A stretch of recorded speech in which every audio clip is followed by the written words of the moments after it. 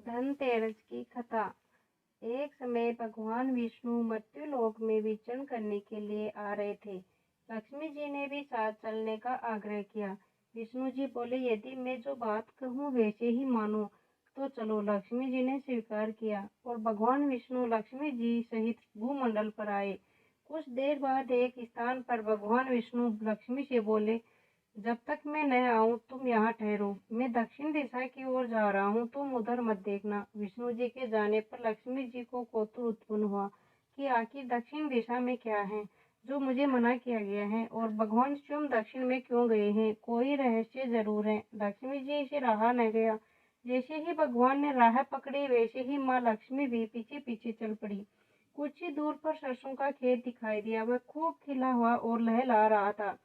वे उधर ही चली। सरसों की शोभा से वे मुग्ध हो गई और उसके फूल तोड़कर अपने श्रृंगार किया और आगे चली। आगे गन्ने का खेत खड़ा था। लक्ष्मी जी ने 4 गन्ने लिए और रस चूसने लगी। उसी क्षण विष्णु जी आए और यह देख लक्ष्मी जी पर नाराज होकर शाप दिया, मैंने तुम्हें उधर आने को मना किया था पर तुम न मानी और यह किसान की चोरी का अपराध कर बैठी। अब तुम उस किसान की 12 वर्ष तक सेवा करो और इसे सजा के रूप में स्वीकार करो। ऐसा कहकर भगवान उन्हें छोड़कर क्षीर सागर चले गए। लक्ष्मी किसान के घर रहने लगी। वह किसान अति दरिद्र था। लक्ष्मी जी ने किसान की पत्नी से कहा कि तुम स्नान कर पहले इस मेरी बनाई देवी लक्ष्मी का पूजन करो, फिर रसोई बनाना, तुम जो मांगोगी मिलेगा। किसान की पत्नी ने लक्ष्मी के आदेशानुसार ही किया। पूजा के प्रभाव और लक्ष्मी की कृपा से किसान का घर दूसरे ही दिन से अन्न, धन, रत्न, स्वर्ण आदि से भर गया और लक्ष्मी से जगमग होने लगा। लक्ष्मी ने किसान को धन धान्य से पूर्ण कर दिया। किसान के 12 वर्ष बड़े आनंद से कट गए। 12 वर्ष के बाद लक्ष्मी जी जाने के लिए तैयार हुई। विष्णु जी लक्ष्मी जी को लेने आए तो किसान ने उन्हें भेजने से इनकार कर दिया। लक्ष्मी भी बिना किसान की मर्जी वहां से जाने को तैयार न थे।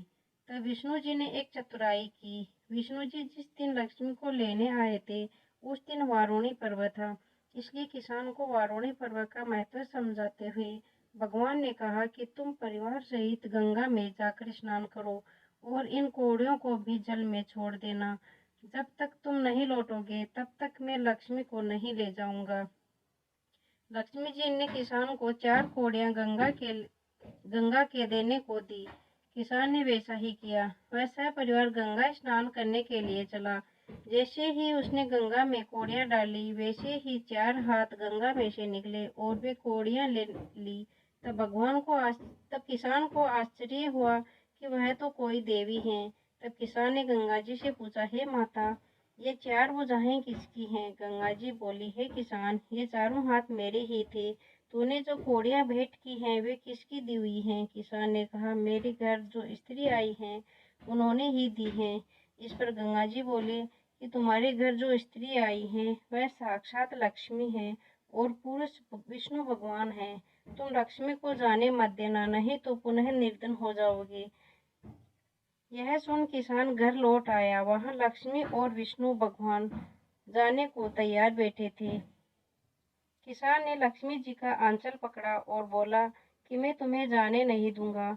तब भगवान ने किसान से कहा कि इन्हें कौन जाने देता है, पर ये तो चंचला हैं, कहीं ठहरती ही नहीं। इनको बड़े बड़े नहीं रोक सके। इनको मेरा साप था जो कि 12 वर्ष से तुम्हारी सेवा कर रही थी। तुम्हारी 12 वर्ष सेवा का समय पूरा हो चुका। किसान हठ पूर्वक बोला, नहीं, अब मैं लक्ष्मी जी को नहीं जाने दूंगा। तुम कोई दूसरी स्त्री यहाँ से ले जाओ। तब लक्ष्मी जी ने कहा, हे किसान, तुम मुझे रोकना चाहते हो तो जो मैं कहूँ जैसा करो। कल तेरस है, मैं तुम्हारे लिए धनतेरस मनाऊंगी। तुम कल घर को लीप पोत कर स्वच्छ करना, रात्रि में घी का दीपक जलाकर रखना और सायंकाल मेरा पूजन करना और एक तांबे के कलश में रुपया भरकर मेरे निमित्त रखना। मैं उस कलश में निवास करूंगी, किंतु पूजा के समय मैं तुम्हें दिखाई नहीं दूंगी। मैं इस दिन की पूजा करने से वर्ष भर तुम्हारे घर से नहीं जाऊंगी। मुझे रखना है तो इसी तरह प्रति वर्ष मेरी पूजा करना। यह कहकर वे दीपक के प्रकाश के साथ 10 दिशाओं में फैल गई और भगवान देखते ही रह गए। अगले दिन किसान ने लक्ष्मी जी के कथा अनुसार पूजन किया। उसका घर धन धान्य से पूर्ण हो गया। इसी भांति वह हर वर्ष तेरस के दिन लक्ष्मी जी की पूजा करने लगा।